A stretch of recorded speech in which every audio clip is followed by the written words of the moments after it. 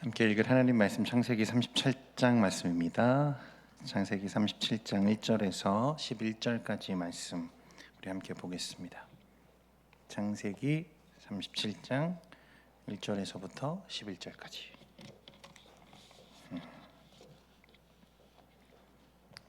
한 절씩 교독하겠습니다. 야곱이 가나안 땅 곧 그의 아버지가 거류하던 땅에 거주하였으니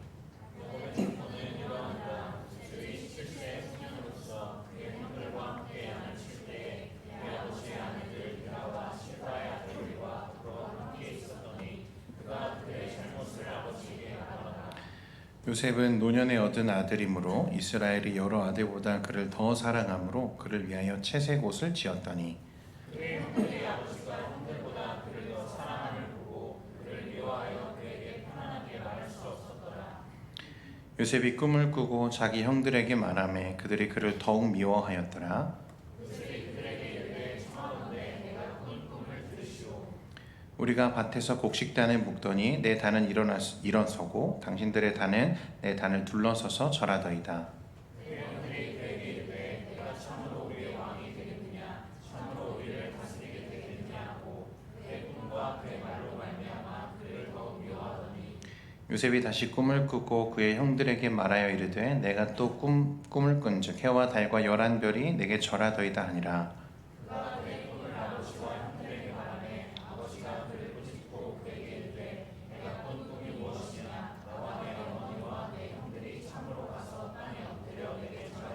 함께 봅니다. 그의 형들은 시기하되 그의 아버지는 그 말을 간직해 두었더라. 아멘. 반갑습니다, 여러분. 우리 좌우에 계시는 지체들과 한번 인사하겠습니다. 사랑합니다. 네. 한 번 더 인사하죠. 보고 싶었어. 네. 네, 여러분 진짜 보고 싶었습니다. 네. 혹시 마이크를 조금만 줄여주실 수 있을까요? 좀 큰 것 같아서. 네.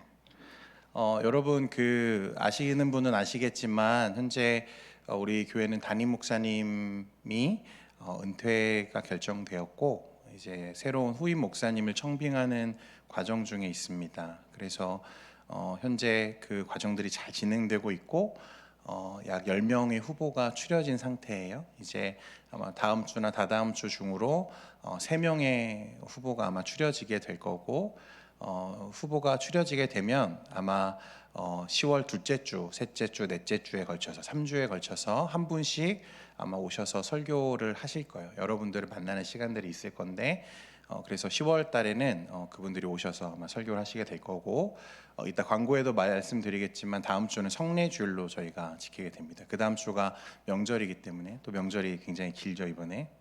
아싸. 네, 그래서 우리가 성례주일을 한 주 앞당겨서 드리게 되었어요. 여러분들 한 주간 거룩하게 또 경건하게 예배를 준비하며 여러분들이 기도하는 우리가 되기를 원합니다. 이래 하려고 한 게 아니고 청빙 과정에 있으니까 여러분 기도해 주세요. 정말 우리 교회를 하나님의 말씀 위에 잘 또 건강하게 세워갈 후임 목사님이 세워질 수 있도록 여러분 기도 부탁드립니다. 이제 창세기 37장 말씀을 중심으로 잠깐 이야기를 나누려고 하는데요. 여러분 혹시 집 지어 보셨습니까? 집 지어 보셨어요? 왜 이렇게 황당하다시? 네, 저도 안 지어봤어요. 건축되는 건물들을 옆에서 본 적은 있지만 저도 어렸을 때 또 몇 번 이제 건설 현장에서 용돈을 좀 벌어보려고 아르바이트를 해본 적은 있지만 전체 과정을 제가 주도해 보거나 또 관찰해 본 기억은 없는 것 같아요. 그런데 들어보니까 이 건축이라는 게 참 오묘한 면이 있다고 해요, 여러분. 아직 완성된 건물을 우리가 보기 전까지는 사실 일하는 사람들도 이 공정이 어떤 과정인지 잘 알지 못하는 경우가 많다는 거죠. 이건 왜 여기에 두지? 또 이건 왜 이렇게 하지? 잘 모른다는 거죠. 보이지 않는다는 거죠. 왜냐하면 설계도에 대한 이해가 없기 때문에 그래요. 전체 완성된 그림이 머리에 없기 때문에 부분만 봐서는 사실 모르는 거죠. 이게 왜 여기에 있어야 되는지, 여기에 왜 시멘트를 부어야 되는지, 여기에 왜 콘센트를 만들어야 되는지 사실 잘 모르는 거죠. 그러나 누구는 알죠? 이 건물을 설계한 사람, 그죠? 그 설계 도면을 그린 사람, 이걸 계획한 사람은 이미 알고 있는 거죠. 그러니까 이제 막상 건물이 완성되고 나서 돌아보면 어떻습니까? 아, 이건 이래서 저 자리에 있었구나. 그렇죠? 그리고 아, 저래서 이렇게 했던 거구나. 이 건물이 설계 도면대로 설계자의 계획과 예상대로 세워졌다고 한다면 그제서야 우리는 비로소 그 공정이 왜 그곳에 필요했는지를 알게 되는 거죠. 여러분, 이건 우리 인생과 매우 흡사합니다. 사람들은 오늘 우리에게 일어난 일이 보통 하나님의 은혜라는 사실을 지각하기가 굉장히 어렵습니다. 왜냐하면 사람들은 늘 부분만 보기 때문에 그래요. 시간과 공간의 흐름 속에 갇혀 있는 우리는 늘 부분만 보기 때문에 오늘 내 삶을 형성하는 이것이 하나님의 은혜와 은택임을 정작 본인은 모를 가능성이 너무 많습니다. 저와 여러분이 그렇다는 거예요. 그런데 이미 무언가 완성된 어떤 지점에서 여러분 뒤돌아보면 어떻습니까? 아, 이래서 그때 이런 일이 있었던 거구나. 이게 나한테 꼭 필요했던 거네. 내가 그때 괜히 그렇게 화를 냈구나. 아, 내가 그 자리에 있었어야만 했네 라고 하는 순간들이 오는 거죠. 그렇죠? 그래서 여러분, 은혜라고 하는 거는요, 어떤 분이 이렇게 말하더라고요. 오늘의 나를 보면서는 내일의 나를 전혀 예측할 수 없지만 내일의 나를 보면 오늘의 내가 완전히 잊혀지는 것이 은혜다. 좀 어렵죠? 오늘의 나를 보면서는 내일의 나를 예측하기 어렵지만 내일의 나를 보면서는 오늘의 내가 완전히 잊혀지는 것. 저는 이게 정말 깊은 통찰이라고 생각하는데, 여러분, 다행히도 우리의 직관적인 시선으로는 내일의 나, 여러분 알 수 있어요? 없죠. 적어도 우리가 하나님과 우리 안에 일어나는 일에 대해서는 우리는 직관적인 시선으로 우리의 삶을 바라볼 뿐이지만 적어도 하나님과 우리 사이에 일어나는 일에 대해서는 여러분 완성된 그림을 이미 가지고 있죠. 그게 뭡니까? 뭘까요, 여러분? 성경이죠. 그죠? 하나님이 그리신 완벽한 설계 도면이 사실은 성경이에요. 그렇기 때문에 우리는 우리 인생에 대해서 우리 삶을 형성하고 있는 이 하나님의 은혜와 은택에 대해서 우리는 이미 완성된 어떤 시점으로 바라볼 수 있는 도구가 주어져 있죠. 이게 성경이라는 거예요. 그리고 그렇게 내 삶을 바라볼 수 있는 훈련과 또 그런 시간들이 우리에게 필요하다는 것을 말하는 거죠. 우리가 그렇게 볼 때 오늘부터 우리가 살펴보게 될 이제 요셉, 이제 야곱 이야기가 여러분 끝났어요. 요셉으로 이제 그 장면이 넘어오는데 이 요셉이야말로 정말 은혜로 살았던 사람이 아닌가 그런 생각이 들어요. 오늘 본문 37장부터 창세기가 끝나는 거의 모든 말씀은 요셉을 중심으로 이루어지는데 여러분 2절 말씀에 보니까 이렇게 기록합니다. 2절 말씀 여러분 혹시 같이 함께 보겠습니다. 시작. 야곱의 족보는 이러하니라. 요셉이 17세의 소년으로서 그의 형들과 함께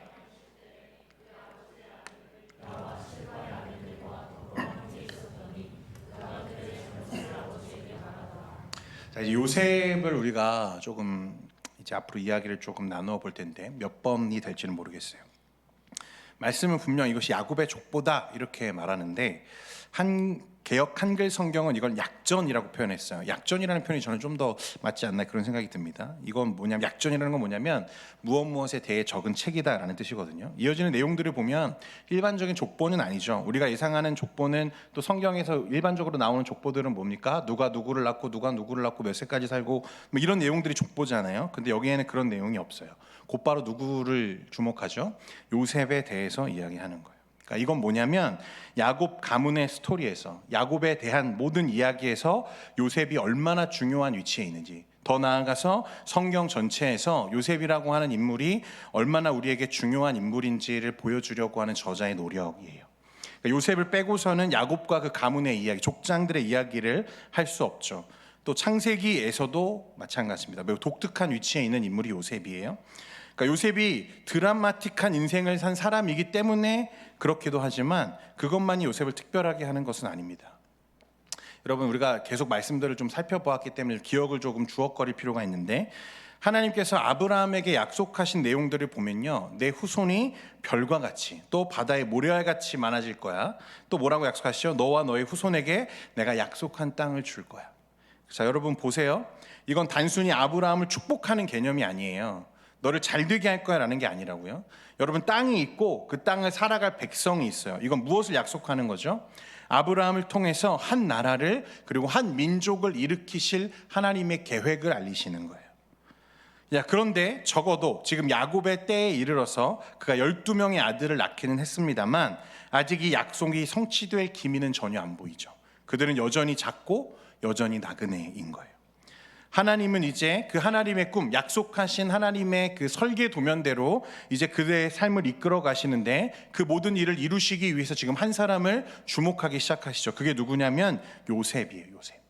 이 요셉을 통해서 한 가정, 한 가문이 한 국가로 형성되는 일, 당시 세계 최강국이던 이집트에 들어가서 억압받는 민족으로 살면서 한 나라를 형성하는 이 말도 안 되는 이 신비스러운 일, 이것을 이루는데 누가 있는 거죠? 요셉이 있는 거예요. 그렇기 때문에 이 성경의 한 축, 창세기의 한 축이 요셉을 통해서 이루어져 가게 되는 것입니다. 그럼 요셉은 어떤 사람인가? 여러분도 어렸을 때 요셉에 대해서 되게 많이 들었잖아요. 꿈꾸는 사람이다, 인생을 역전한, 믿음으로 고난을 이기고 인생을 역전한 사람이다. 맞는 말인데, 적어도 오늘 본문에서만큼은 우리가 요셉에 대해서 좀 적나라하게 이야기해야 될 것 같아요. 요셉은 본래 정신적으로 썩 건강한 친구는 아니었던 것 같아요. 물론 제 친구는 아닙니다. 왜 그러냐면 1차적으로는 무엇 때문이냐? 아버지의 야곱의 맹목적인 편애 때문에 그랬어요. 여러분, 야곱을 보세요. 아버지 이삭의 편애로 인해서 그가 어린 시절 얼마나 많은 상처를 받았습니까? 성경이 뭐라고 합니까? 아버지 이삭은 누구를 사랑하고? 에서를 사랑하고, 그 어머니 리브가는 야곱을 사랑했다. 그러니까 아버지의 편향된 이 편애 때문에, 형을 향한 아버지의 사랑 때문에 그가 얼마나 타들어가는 갈증으로 목말라 했습니까? 또 결국엔 그것이 야곱으로 하여금 형과 아버지를 속이게 되는 이유가 되잖아요. 그 편애가 주는 고통이 얼마나 큰지, 얼마나 고통스러운지 누구보다 잘 아는 사람이 야곱이죠. 그러면 우리는 보통 어떻게 생각하죠? 그럼 내 자식에게는 난 그렇게 하지 말아야지, 이렇게 생각할 것 같죠. 나는 그런 아버지가 되지 않을 거야 라고 생각하죠. 그런데 현실은 어때요? 내가 그런 아버지가 되어 있죠. 고통을 받는 자가 고통을 주는 자가 되는 일은 흔하게 일어나는 일들이에요. 사실 대부분은 그 고통이, 그 상처가 해소되지 않은 채 나도 모르는 사이에 나도 똑같이 고통을 되물림하는 일이 우리 주변에서도 자주 일어나는 일이잖아요. 여러분, 내가 우리 부모님과의 관계가 좋죠. 다 좋죠. 그렇죠? 그렇다고 믿어요. 내가 정말 저 부분만큼은 닮지 말아야지 하는 부분을 닮아요. 제가 살아보니까 그래요. 제가 어렸을 때 크면서 아버지에게 형성되어 있던 나는 저러지 말아야지 했던 그 작은 부분들이 오늘날 제가 제 딸들에게 고스란히 하고 있는 것들을 보면서 놀라죠. 그래서 그 딸들이 나를 닮아가는 것을 보면서 거부할 수 없는 내 딸들이구나 라는 것을 인정할 수밖에 없는 걸 보게 되는 거예요.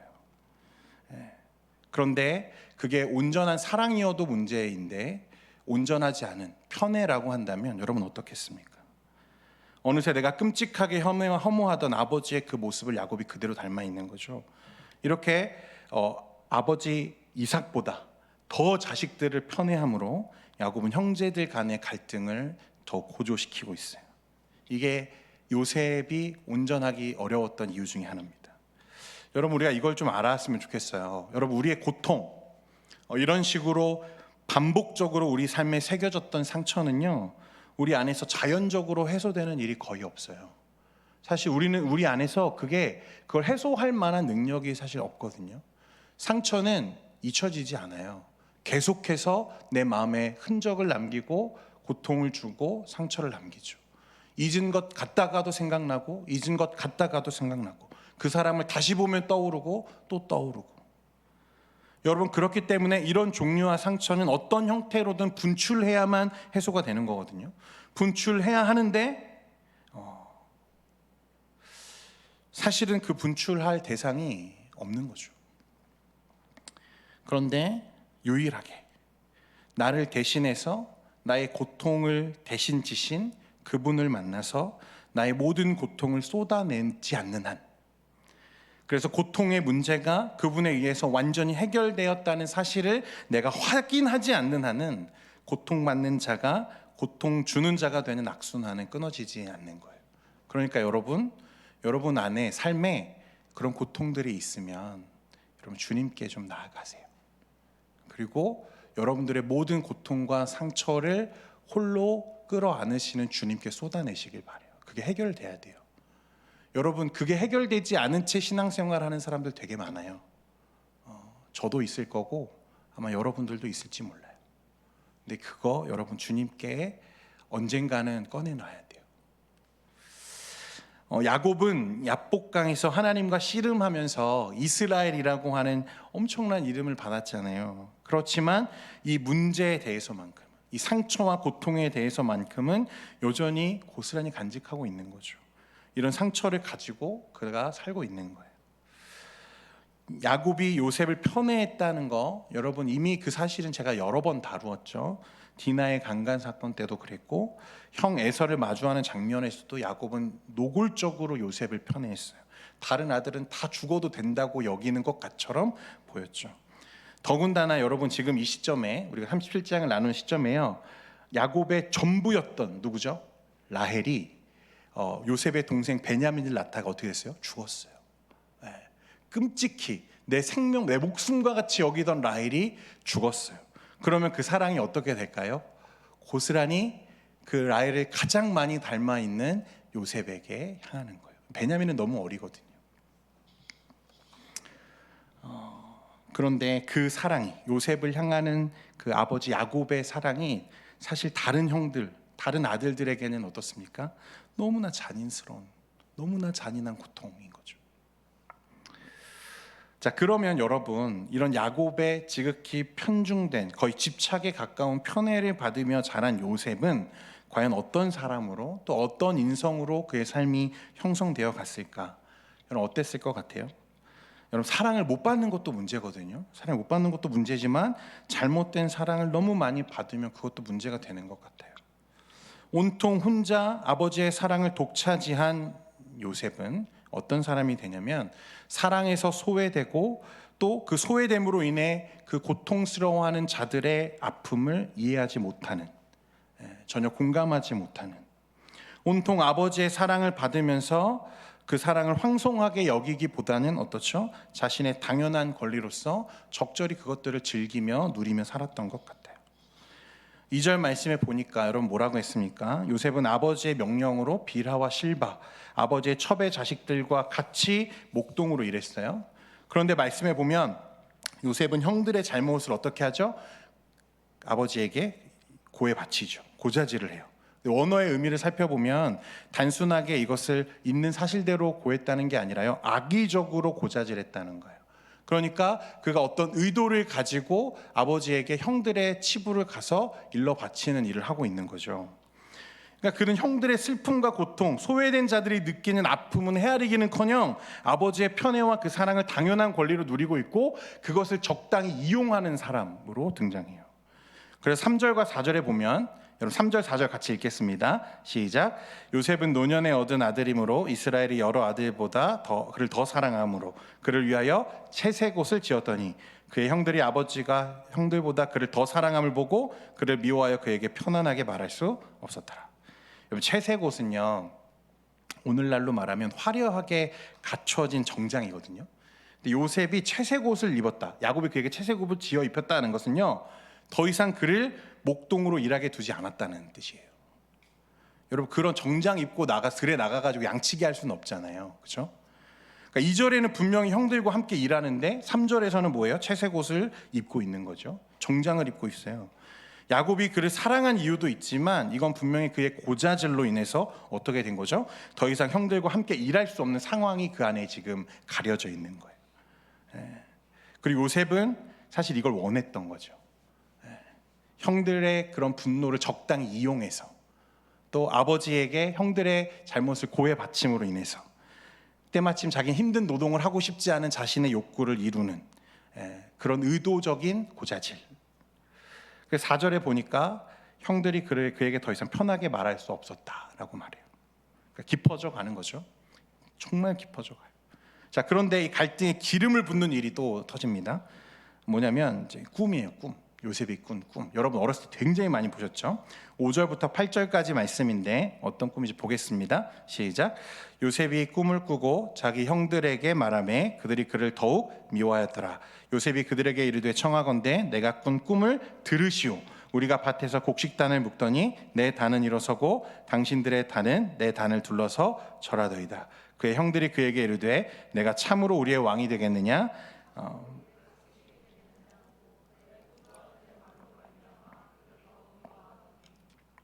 요셉이 두 가지 꿈을 꿉니다. 먼저는 밭에서 그의 형제들과 곡식단을 묶는데 자신의 곡식단을 향해서 형들이 묶은 곡식단이 일어나서 절하는 꿈을 꿔요. 또 하나는 9절에 나오는데 해와 달과 11별이 자신을 향해 절하는 거죠. 아버지와 그의 어머니와 그 형제들이 다 자기에게 절하는 거죠. 예전에 저에게도 한 권사님이 오셔가지고 내가 꿈을 꿨는데 우리 전도사님, 그때 제가 전도사였어요. 우리 전도사님이 기도를 좀 더 해야 될 것 같아. 영성이 좀 회복돼야 될 것 같아. 막 이런 저런 막 이야기를 막 하시는데 꿈을 꿨다고. 자기가 꿈을 가지고 와가지고 막 말씀하시는데 저 이런 거 진짜 좀 싫어합니다. 여러분 꿈은요 얼마든지 꿀 수 있죠, 그죠? 근데 우리가 그 꿈을 꾸고 싶다고 해서 꾼 게 아니잖아요. 그냥 꿈을 꾼 거예요. 그냥 꿔지는 거죠. 그러니까 꿈을 꾼 것 자체는 문제가 아닌데 문제는 뭐예요? 그 꿈을 남에게 말하는 건 전혀 다른 문제예요. 더군다나 그가 꾼 꿈이 자신에게는 절대적으로 유리하고 형들에게는 굴욕적인 것이라면 더 그렇죠.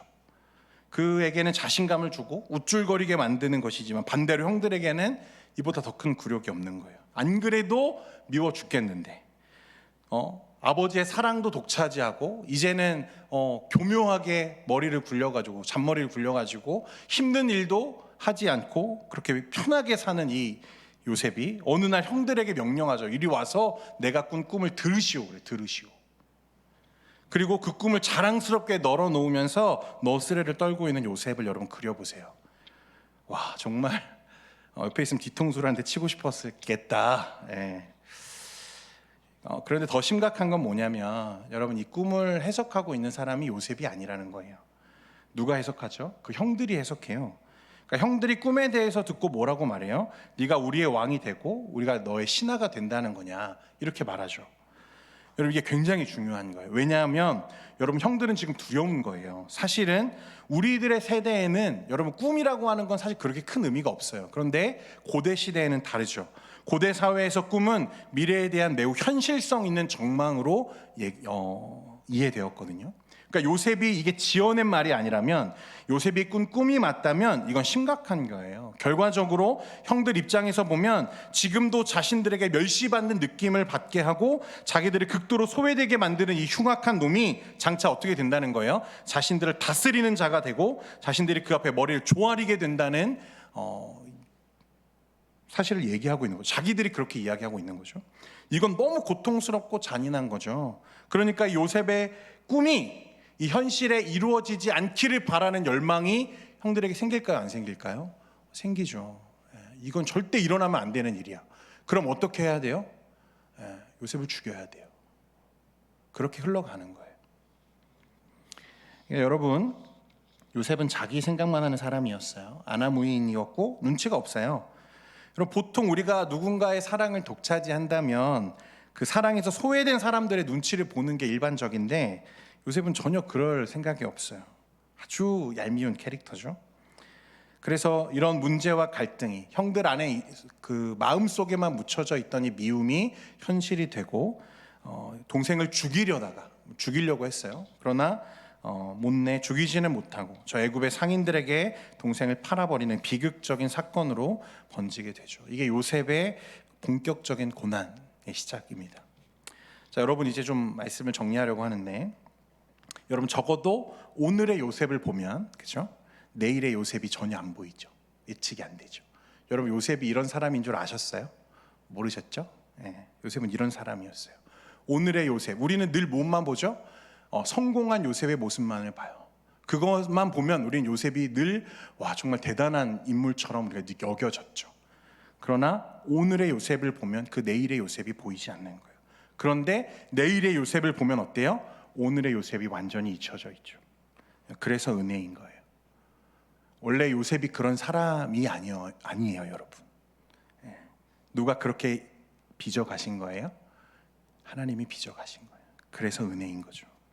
자격 없는 자에게 부으시는 하나님의 선물, 그게 은혜죠. 예. 누누이 말씀드리지만 제 아내 이름이 은혜다. 예. 여러분, 오늘 요셉의 삶을 형성하는 것들은 사실 요셉이 노력해서 이루어낸 게 아니잖아요. 그렇죠? 태어나 보니까 야곱의 아들이에요. 태어나 보니까 아버지가 라헬을, 그의 어머니를 목숨같이 사랑해요. 꿈도 내가 꾸고 싶어서 꾼 게 아니죠. 그냥 잠자는데 그 꿈이 내 안으로 꾹 뚫고 들어온 거예요. 그러니까 여러분, 우리가 무슨 은혜를 어떻게 받았냐, 그것도 중요하지만 가장 중요한 것은 뭐냐면 그것을 내가 어떤 관점으로 바라보는가예요. 우리가 앞에서도 얘기했지만 어디서 바라보느냐에 따라서 그 순간이 다르게 보이기도 하거든요. 우리에게 주어진 하나님의 은혜, 우리의 혜택들, 여러분, 이런 것들이 우리의 자기 중심적인 죄성과 만나면 독이 되는 거예요. 그게 요셉이죠. 오늘의 요셉이에요. 요셉은 자기 주변에 일어나는 이 모든 일들이 하나님의 은혜라는 사실을 전혀 짐작하지 못하고 있어요. 당연히 자기에게 주어지는 권리라고 여기고 있죠. 그런데 반대로 우리에게 주어진 그 삶의 혜택들, 예컨대 나의 부모님, 나의 소중한 나의 형제, 내가 가진 나의 건강, 내가 가진 나의 달란트, 나의 오늘을 형성하고 있는, 내가 누리고 있는 이 놀라운 혜택들이 실제로는 하나님의 시선과 만날 때 우리가 그것을 어떻게 고백하게 되냐면 그제서야 그게 복이 되는 거예요. 복. 그저 내 삶을 바라보는 관점, 방향, 위치만 달라졌을 뿐인데 내 삶이 전혀 다르게 보이는 거죠. 여러분, 예수님이 부활하셨다는 소식을 들었던 제자들이요, 부활하신 예수님을 만나려고 모여들었어요. 예수님이 나타나시죠. 심지어 어떤 제자는 예수님의 구멍난 그 손바닥에 자기 손을 넣어보기까지 하죠. 그런데 그러고 나서도 여러분, 제자들이 어떻게 했어요? 다 돌아갔어요. 다 고향으로 자기 일터로 뿔뿔이 흩어져서 돌아갔어요. 그러니까 놀라운 부활을 경험하고도 여러분, 그들은 아무것도 달라진 게 없는 거죠. 무덤덤했어요.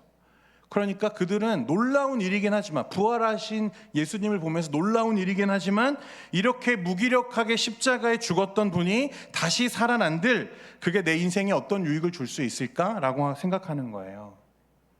그런데 그런 제자들이 어디서 여러분 바뀌는 줄 아세요?